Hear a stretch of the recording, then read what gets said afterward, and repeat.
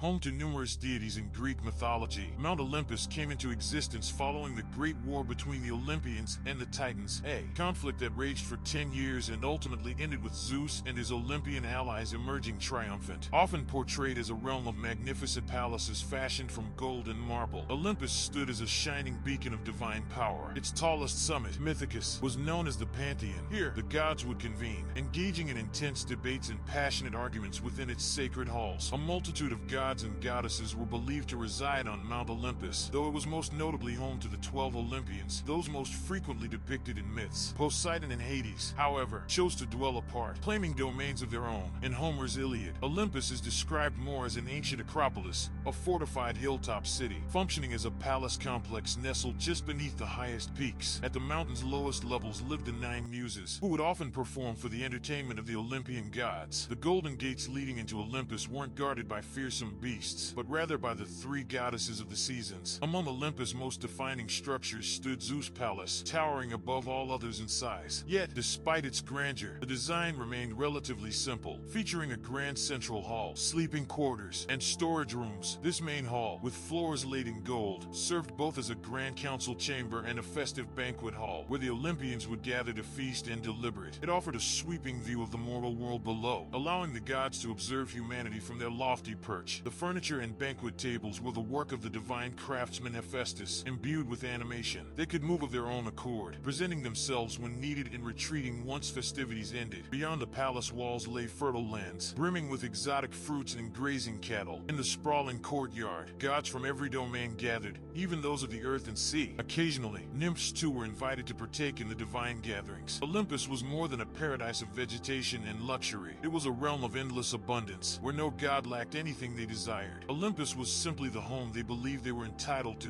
nothing more, nothing less. But to mortals, Olympus was an unreachable paradise, a dream they could only long for. Mount Olympus, in reality, is an actual mountain in Greece, the tallest in the nation. While some believe the gods never physically inhabited its slopes, Olympus often serves as a metaphor. It symbolizes the structured hierarchy in Greek mythology, with its lofty height representing the elevated status of the gods, those who watched from above, ruling over mortals, creatures, and demigods alike.